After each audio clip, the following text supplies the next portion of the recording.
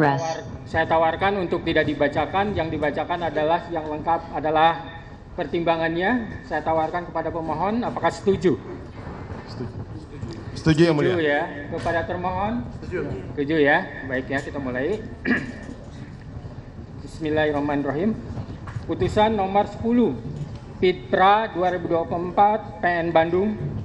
Demi keadilan berdasarkan ketuhanan Yang Maha Esa, Pengadilan Negeri Kelas 1A Khusus Bandung yang mengadili perkara pra-peradilan dalam tingkat pertama telah menjatuhkan putusan sebagai berikut dalam perkara antara Peggy Setiawan, lahir di Cirebon, umur 27 tahun, agama Islam, beralamat di Dusun 1, Blok Simaja, RT 04 RW 002, Desa Kepongpongan, Kecamatan Talun, Kabupaten Cirebon. Dalam hal ini diwakili oleh para kuasanya yaitu 1. Sugianti Iriani SH, 2. Adnan Miftahul Hayat SH, 3. Muhammad Imanullah SH MKN, 4. Melani SH MH, 5. Dr. Umi Maskana SH MHUM, 6. MN Insang Nasruddin SH, 7. KM Ibnu Sina Jainuddin SHMH, 8. Aprian Setiawan SHMH, 9. Rio Damas Putra SH, 10. Asep Muhyiddin SHMH, 11. Mukhtar Effendi SHMH, 12. Imelda Damesari SH CPL, 13. Rahim Shah Putra SH, 14. Gideon Manurung SH, 15. Oji Tantowi SH, 16. Sunan Bendung SH, 17. Adah Ati Suryati SH, 18. Marwan Iswandi SHMH, 19. Nicholas Johan Kili Kili SHMH, 20. Nicholas Rapel Kili Kili SH, 21. Agus Firman Panjaitan SH, dan 22. Jidin Siagian SHMH. Kesemuanya adalah advokat dan konsultan hukum yang tergabung pada kantor Law Office Sugianti Iriani SH dan rekan yang berkedudukan di Jalan Salam 12B, Blok Kapling, Kelurahan atau Desa Kepongpongan, Kecamatan Talun, Kabupaten Cirebon, Jawa Barat, berdasarkan surat kuasa khusus tertanggal 8 Juni 2024, selanjutnya disebut sebagai pemohon.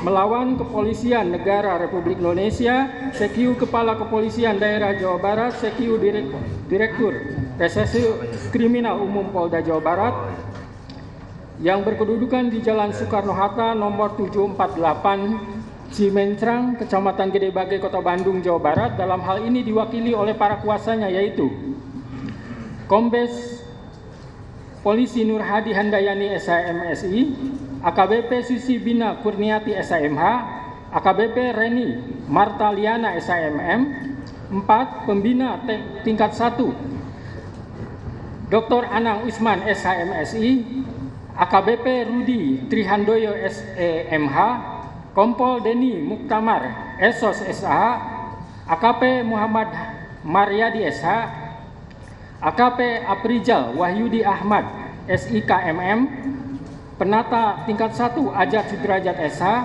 AKP Anggi Eko Prasetyo STK SIK, Ibda Sumardi SHMH, Ibda Nopan Sarip Hidayat SH, Aibtu Heri Wibowo SH, Aibtu Roni Effendi Sembiring SH, dan Bribka Anwar Hadi SH.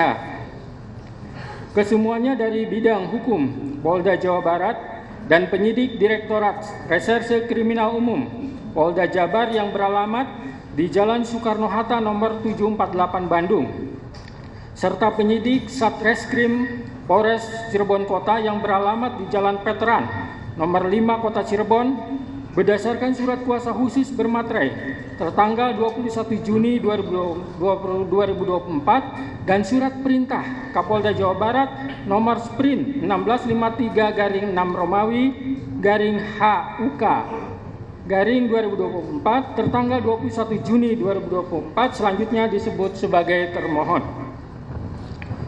Pengadilan negeri tersebut setelah membaca penetapan Ketua Pengadilan Negeri Bandung nomor 10 Pitpra 2024 PN Bandung tertanggal 11 Juni 2024 tentang penunjukan hakim untuk mengadili perkara ini. Setelah membaca penetapan hakim tentang hari sidang, setelah membaca berkas perkara dan surat-surat yang berhubungan dengan perkara ini, setelah memeriksa bukti surat dan mendengarkan keterangan para saksi yang diajukan di persidangan. Tentang duduk perkara, menimbang bahwa pemohon melalui surat permohonannya tertanggal 11 Juni 2024 yang telah didaftarkan di Kepanitraan PN Bandung di bawah register perkara nomor 10 Pitpra 2024 PN Bandung telah mengajukan permohonan pra peradilan dengan alasan sebagai berikut. Permohonan dianggap dibacakan. Menimbang bahwa pada hari Senin tanggal 1 Juli 2024 sebagaimana persidangan yang telah ditetapkan untuk pemohon hadir para kuasanya, begitu juga untuk termohon hadir para kuasanya di persidangan. Menimbang bahwa terhadap permohonan pra peradilan yang diajukan oleh pemohon tersebut, termohon telah mengajukan jawabannya tertanggal 2 Juli 2024 sebagai berikut, dianggap dibacakan.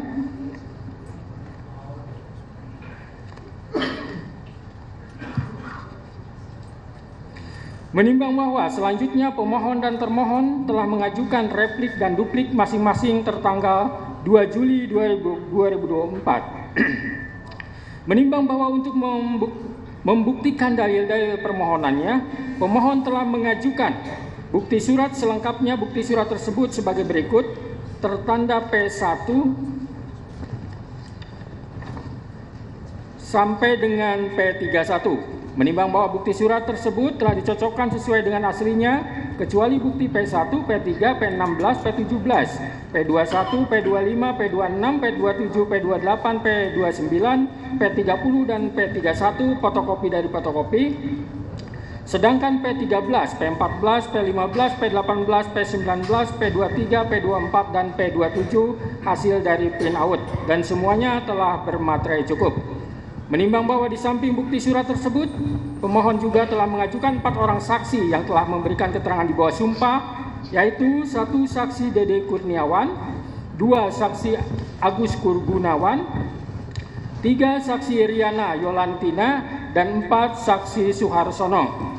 Menimbang bahwa pemohon juga telah mengajukan 1 orang ahli yang telah memberikan pendapatnya di bawah sumpah atau janji, yaitu ahli Profesor Dr. Suhandi Cahaya SH MH MBA yang telah memberikan pendapat yang pada pokoknya sebagai berikut, juga dianggap dibacakan. Menimbang bahwa untuk membuktikan dalil-dalil sangkalannya, termohon telah mengajukan bukti surat selengkapnya. Bukti surat tersebut yaitu sebagai berikut: bukti surat T1 sampai dengan bukti surat T77.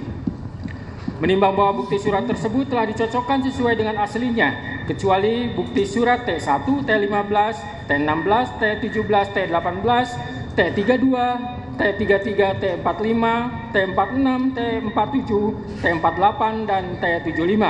Fotokopi dari fotokopi, dan semuanya telah bermaterai cukup. Menimbang bahwa termohon di dalam perkara pra peradilan akuo tidak mengajukan saksi, akan tetapi telah mengajukan 1 orang ahli, yaitu Profesor Dr. Agus Surono SHMH yang telah memberikan pendapat yang pada pokoknya sebagai berikut, dianggap dibacakan.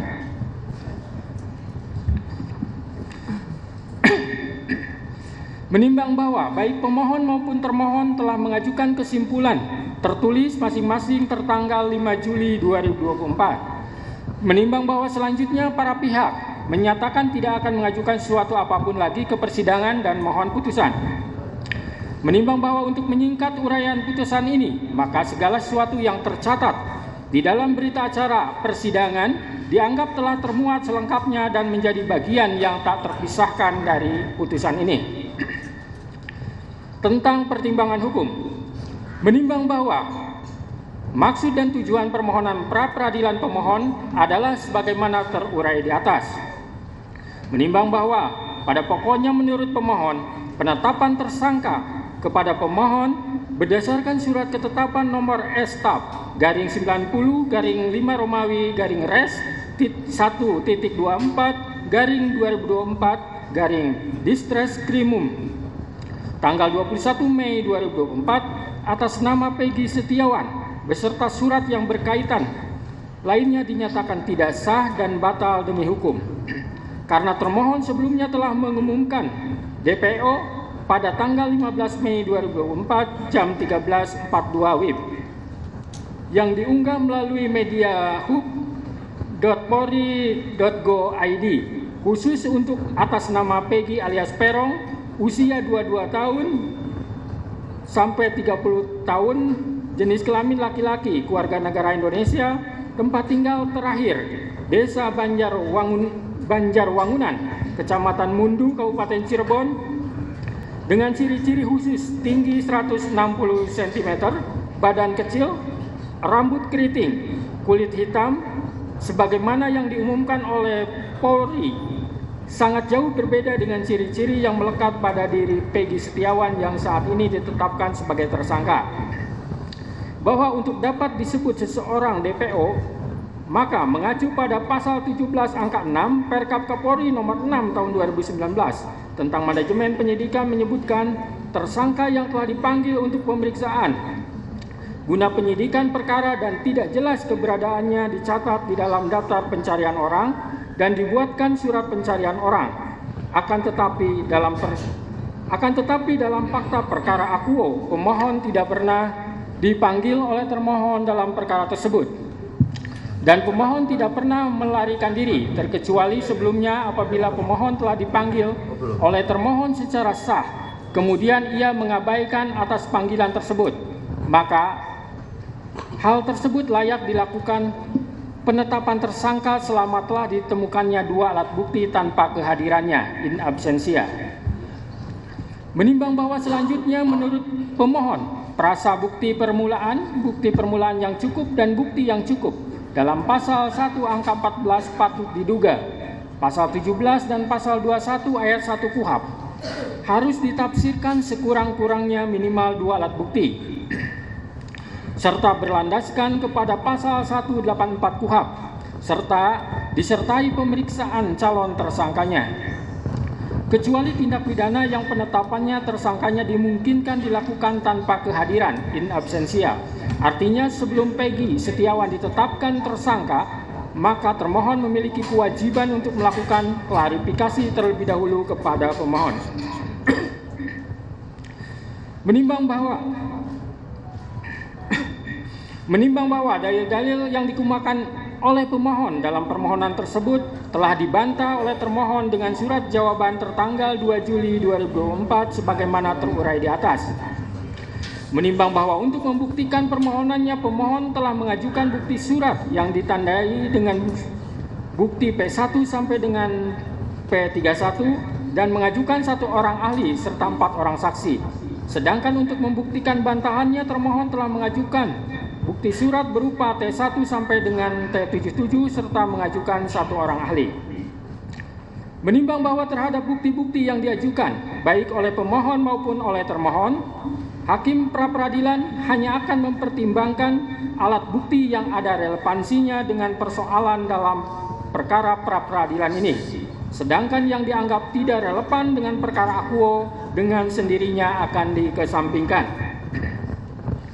Menimbang bahwa hakim pra-peradilan tidak mengadili apakah seseorang itu bersalah atau tidak bersalah, serta tidak juga mengadili apakah seseorang itu pelaku atau bukan pelaku, karena sesuai dengan peraturan Mahkamah Agung RI nomor 4 tahun 2016 dalam bab 2 pasal 2 ayat 2 menentukan bahwa pemeriksaan pra-peradilan terhadap pemohon tentang tidak sahnya penetapan tersangka hanya menilai aspek formil, yaitu apakah ada paling sedikit 2 alat bukti yang sah dan tidak memasuki materi perkara. Menimbang bahwa sebelum hakim mempertimbangkan lebih lanjut apakah permohonan pra-peradilan yang diajukan oleh pemohon beralasan atau tidak, maka terlebih dahulu akan dipertimbangkan tentang berwenang tidaknya hakim pra-peradilan untuk mengadili tentang sah tidaknya penetapan tersangka berdasarkan surat ketetapan nomor Staf 90 garing 5 Romawi Res 124/2024 garing Distreskrimum tanggal 21 Mei 2024 atas nama Peggy Setiawan.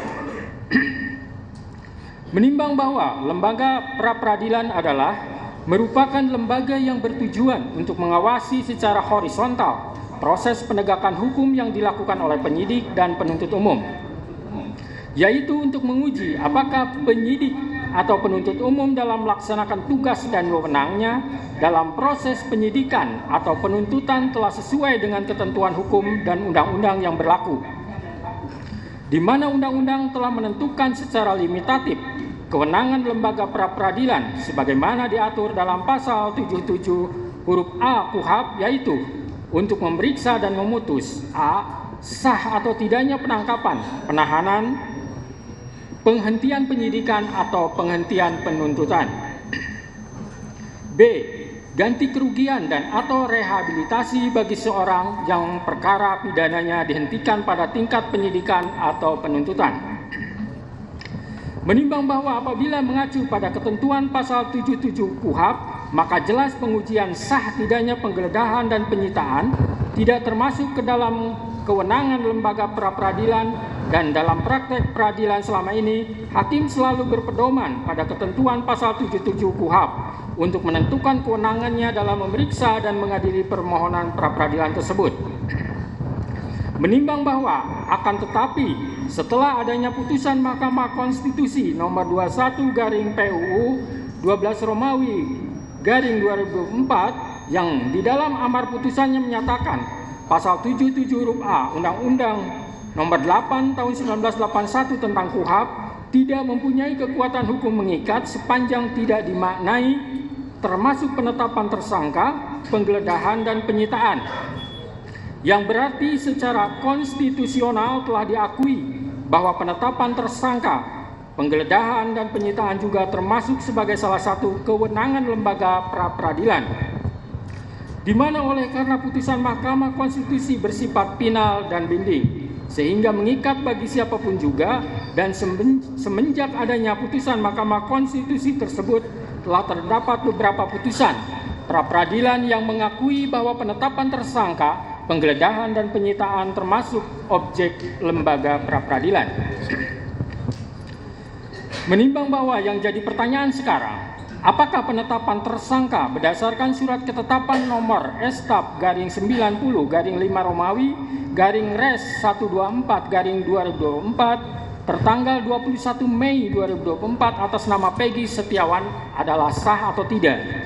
Menimbang bahwa sebelum hakim menjawab pertanyaan tersebut, terlebih dahulu hakim akan mempertimbangkan tentang keabsahan dari penetapan daftar pencarian orang DPO nomor 88 garing 9 Romawi garing 2016 Ditreskrim atas nama Peggy alias Perong yang ditandatangani di Bandung 15 September 2016 oleh R. Iman Rahari Janto Esa, Direktur Reserse Kriminal Umum Polda Jabar, dan berita acara pencarian orang yang ditandatangani oleh penyidik Direktorat Reserse Kriminal Umum Polda Jabar tanggal 15 September 2016, pide bukti P1 dan bukti T32, sebagaimana telah diunggah juga oleh termohon pada tanggal 15 Mei 2024 melalui media hub.polri.go.id sebagai fakta notoir. Menimbang bahwa dalam permohonannya pemohon telah mendalilkan bahwa pemohon tidak pernah dipanggil oleh termohon dalam perkara tersebut dan pemohon tidak pernah melarikan diri. Menimbang bahwa atas dalil permohon tersebut, termohon dalam jawabannya halaman 32 sampai 33 pada pokoknya mendalilkan termohon sebelum menetapkan pemohon sebagai tersangka dan menerbitkan pemohon sebagai daftar pencarian orang DPO berdasarkan surat nomor DPO garing 88 garing 9 Romawi garing 2016 garing Distreskrimum tanggal 15 September 2016, termohon telah melakukan serangkaian penyelidikan dan penyidikan terlebih dahulu dan telah mendatangi alamat rumah ibu kandung pemohon yang beralamat di Dusun 1 Blok Simaja, RT 002 RW 002, Desa Kepongpongan, Kecamatan Talun, Kabupaten Cirebon, Jawa Barat, pada tanggal 2 September 2016. Namun pada saat itu, ibu kandung pemohon yang bernama Saudari Kartini mengatakan kepada penyidik bahwa saudara Peggy Setiawan tidak ada di rumah dan sedang berada di Bandung. Tidak menyebutkan di mana alamat di Bandung tersebut. Atas dasar keterangan dari ibu kandung, saudara Peggy alias Peron tersebut, kemudian penyidik telah melakukan pencarian terhadap saudara Peggy alias Peron yang dibuktikan dengan berita acara pencarian tersangka atas nama Peggy alias Peron pada tanggal 15 September 2016.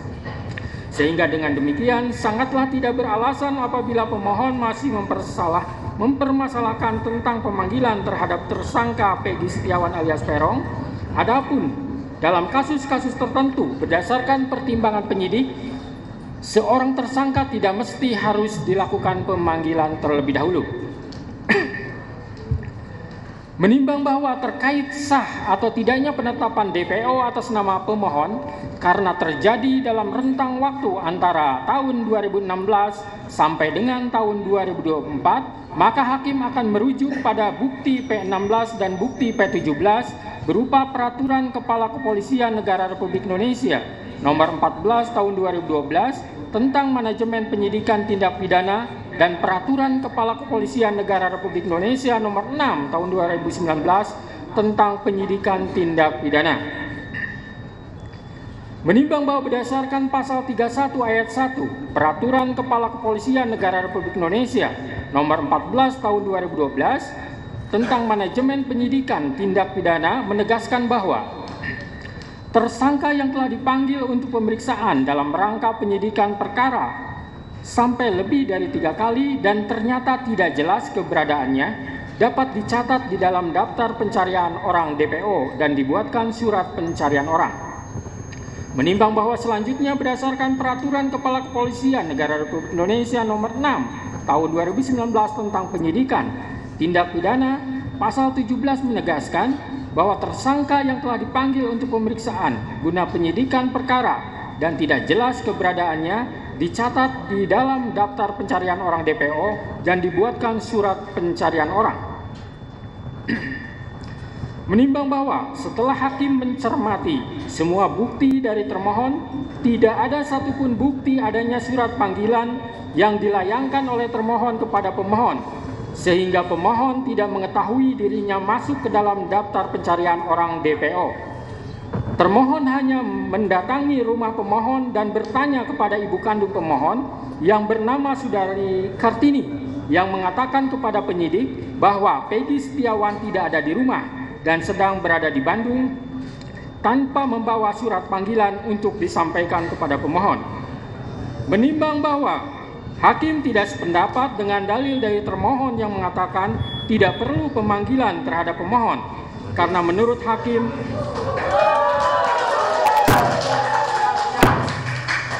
jangan ditanggapi dulu ya sebelum selesai baca putusan.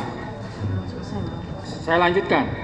Menimbang bahwa hakim tidak sependapat dengan dalil dari termohon yang mengatakan tidak perlu pemanggilan terhadap pemohon karena menurut hakim pemohon dan keluarganya berhak mengetahui bahwa dirinya masuk ke dalam daftar pencarian orang DPO guna pembelaan diri, terlebih lagi kewajiban harus adanya pemanggilan tersebut secara nyata dan tegas telah diatur dalam Peraturan Kepala Kepolisian Negara Republik Indonesia Nomor 14 Tahun 2012 tentang Manajemen Penyidikan Tindak Pidana dan Peraturan Kepala Kepolisian Negara Republik Indonesia Nomor 6 Tahun 2019 tentang Penyidikan Tindak Pidana.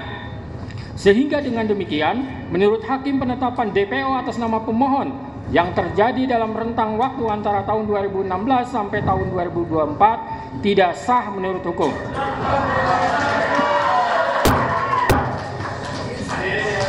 Tahan dulu. Menimbang bahwa selanjutnya hakim akan mempertimbangkan terkait penetapan tersangka berdasarkan surat ketetapan nomor S/90/5 Romawi /Res 124/2024 Diskrimum tanggal 21 Mei 2024 atas nama Peggy Setiawan adalah sah atau tidak. Menimbang bahwa pemohon mendalilkan menurut pemohon prasa bukti permulaan yang cukup dan bukti yang cukup dalam pasal 1 angka 14 patut diduga Pasal 17 dan Pasal 21 ayat 1 KUHP harus ditafsirkan sekurang-kurangnya minimal 2 alat bukti serta berlandaskan kepada Pasal 184 KUHP disertai pemeriksaan calon tersangkanya, kecuali tindak pidana yang penetapan tersangkanya dimungkinkan dilakukan tanpa kehadiran in absentia. Artinya sebelum Peggy Setiawan ditetapkan tersangka, maka termohon memiliki kewajiban hukum untuk melakukan klarifikasi terlebih dahulu pada pemohon. Menimbang bahwa terkait dalil termohon dalam jawabannya pada halaman 27 sampai 28 yang pada pokoknya menegaskan bahwa penetapan tersangka yang dilakukan oleh termohon sudah memenuhi syarat-syarat sebagaimana dimaksud dalam A. Pasal 1 angka 14 Undang-Undang Nomor 8 Tahun 1981 tentang hukum acara pidana menyebutkan bahwa tersangka adalah seseorang yang karena perbuatannya atau keadaannya berdasarkan bukti permulaan patut diduga sebagai pelaku tindak pidana. B. Putusan Mahkamah Konstitusi Republik Indonesia Nomor 21 garing PUU 12 Romawi garing 2014 tertanggal 16 Maret 2015 yang dalam amar putusannya menyatakan prasa bukti permulaan yang cukup dan bukti yang cukup sebagaimana ditentukan dalam Pasal 1 angka 14, Pasal 17 dan Pasal 21 ayat 1 Undang-Undang Nomor 8 Tahun 1981 tentang hukum acara pidana, Lembaran Negara Republik Indonesia tahun 1981 nomor 76 tambahan Lembar Negara RI nomor 3209 tidak mempunyai kekuatan hukum mengikat sepanjang tidak dimaknai bahwa bukti permulaan yang cukup dan bukti yang cukup adalah minimal 2 alat bukti yang termuat dalam Pasal 184 Undang-Undang Nomor 8 Tahun 1981 tentang hukum acara pidana, bahwa dengan sudah terpenuhinya syarat formil dan material terhadap penetapan tersangka Peggy Setiawan alias Peron, maka secara yuridis tindakan termohon akuo adalah sudah sesuai dengan prosedur hukum. Menimbang bahwa sebagaimana dalil pemohon yang telah dibenarkan oleh termohon dihubungkan dengan bukti P9, T33, T34, dan T67 telah terbukti bahwa pemohon ditetapkan sebagai tersangka berdasarkan surat ketetapan tersangka nomor S/TAP garing 90 garing 5 Romawi garing Res 124 garing 2024 garing Diskres Krimum tanggal 21 Mei 2024. Selanjutnya pemohon telah diperiksa sebagai tersangka sebagaimana berita acara pemeriksaan tersangka Peggy Setiawan alias Peron tertanggal 22 Mei 2024 dan tanggal 12 Juni 2024. Menimbang bahwa dari bukti P9, bukti T33, T34, dan T67 tersebut telah terbukti pemohon ditetapkan sebagai tersangka pada tanggal 21 Mei 2024 dan baru diperiksa sebagai tersangka besoknya pada tanggal 22 Mei 2024 dan dilanjutkan tanggal 12 Juni 2024. Menimbang bahwa hakim tidak sependapat dengan dalil termohon dan ahli dari termohon yang berpendapat untuk penetapan tersangka hanya dengan bukti permulaan yang cukup dan bukti yang cukup adalah minimal 2 alat bukti serta tidak harus adanya pemeriksaan calon tersangka terlebih dahulu. Menurut hakim, penetapan tersangka tidak hanya dengan bukti permulaan yang cukup dan bukti yang cukup adalah minimal 2 alat bukti, tetapi juga harus diikuti adanya pemeriksaan calon tersangka terlebih dahulu. Karena hal tersebut sudah jelas dan tegas termaktub dalam putusan Mahkamah Konstitusi nomor 21 garing PUU 12 Romawi garing 2014 tertanggal 16 Maret 2015. Telah memberikan syarat tambahan bahwa selain 2 alat bukti harus dilakukan pemeriksaan terhadap calon tersangka terlebih dahulu, di mana dalam pertimbangannya Mahkamah Konstitusi menyebutkan bahwa agar memenuhi asas kepastian hukum yang adil sebagaimana ditetapkan dalam Pasal 28D ayat 1 Undang-Undang Dasar 1945 serta memenuhi asas lex serta dan asas lex stricta dalam hukum pidana, maka prasa bukti permulaan yang cukup dan bukti yang cukup sebagaimana ditentukan dalam pasal 1 angka 14, pasal 17 dan pasal 21 ayat 1 KUHP harus ditafsirkan sekurang-kurangnya dua alat bukti yang termuat dalam pasal 184 ayat 1 KUHP dan disertai dengan pemeriksaan calon tersangkanya, kecuali terhadap tindak pidana yang penetapan tersangkanya dimungkinkan dilakukan tanpa kehadirannya in absentia.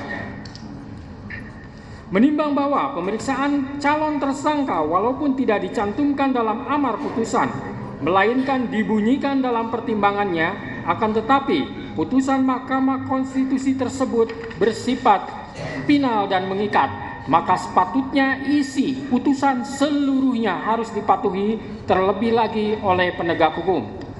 Menimbang bahwa keharusan adanya pemeriksaan calon tersangka di samping minimum dua alat bukti tersebut semata-mata bertujuan untuk memberikan transparansi dan perlindungan hak asasi seseorang agar sebelum ditetapkan sebagai tersangka sudah dapat memberikan keterangan yang seimbang dengan minimum dua alat bukti yang sah yang telah ditemukan oleh penyidik. Menimbang bahwa oleh karena sebagaimana fakta di persidangan tidak ditemukan bukti satupun yang menunjukkan bahwa pemohon dalam penyidikan yang dilakukan oleh termohon pernah dilakukan pemeriksaan sebagai calon tersangka sebelum ditetapkan sebagai tersangka oleh termohon, maka menurut hakim penetapan tersangka atas pemohon haruslah dinyatakan tidak sah dan dinyatakan batal demi hukum.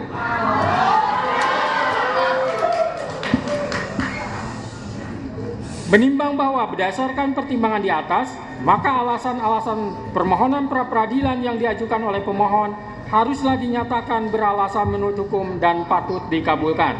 Menimbang bahwa oleh karena penetapan pemohon sebagai tersangka didasarkan pada penyidikan yang tidak sah, maka seluruh tindakan termohon terhadap pemohon menjadi tidak sah.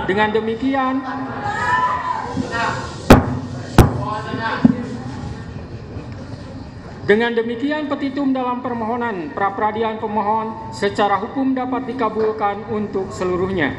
Menimbang bahwa oleh karena permohonan pra-peradilan pemohon telah dinyatakan dikabulkan untuk seluruhnya, maka biaya yang timbul dalam perkara ini dibebankan kepada negara. Memperhatikan Undang-Undang Nomor 8 Tahun 1981, Putusan Mahkamah Konstitusi Nomor 21/PUU 12 Romawi /2014 serta peraturan lain yang bersangkutan, mengadili 1. Mengabulkan permohonan pra-peradilan pemohon untuk seluruhnya. 2. Menyatakan proses penetapan tersangka kepada pemohon berdasarkan surat ketetapan nomor STAP/90/5 Romawi /Res 124/2024 tanggal 21 Mei 2004 atas nama Peggy Setiawan beserta surat yang berkaitan lainnya dinyatakan tidak sah dan batal demi hukum.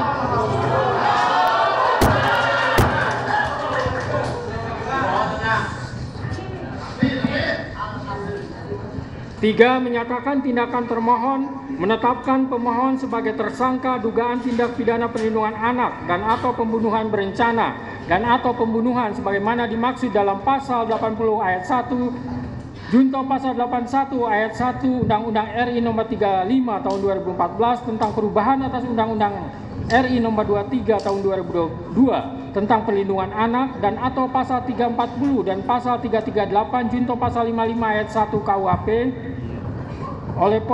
oleh Polri Daerah Jawa Barat Direktorat Reserse Kriminal Umum termohon adalah tidak sah dan tidak berdasarkan atas hukum.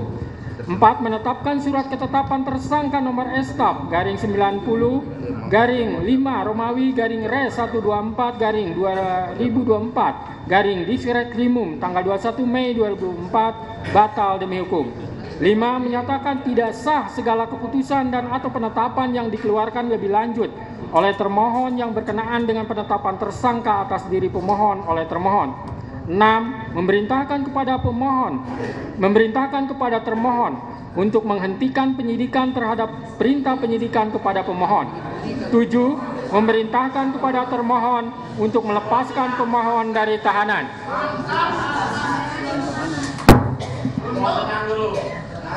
8. Memulihkan hak pemohon dalam kemampuan, kedudukan, dan harkat serta martabatnya seperti sedia kala dan 9 membebankan biaya perkara kepada negara. Demikianlah diputus pada hari ini Senin, tanggal 8 Juli 2024 oleh Eman Sulaiman sebagai Hakim Tunggal. Berdasarkan penetapan Ketua Pengadilan, putusan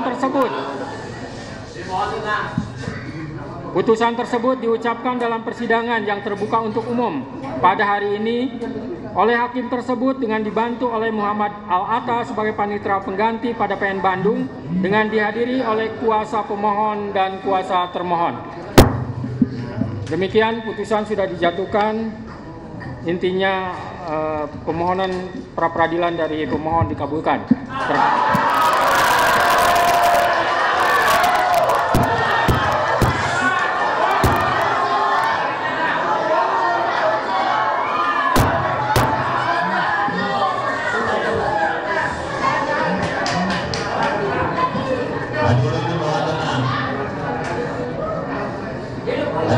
Baik ya. Baik, dengan telah dibacakannya putusan tersebut, maka perkara pra-peradilan atas nama Saudara Peggy Setiawan selesai dan sidang dinyatakan ditutup.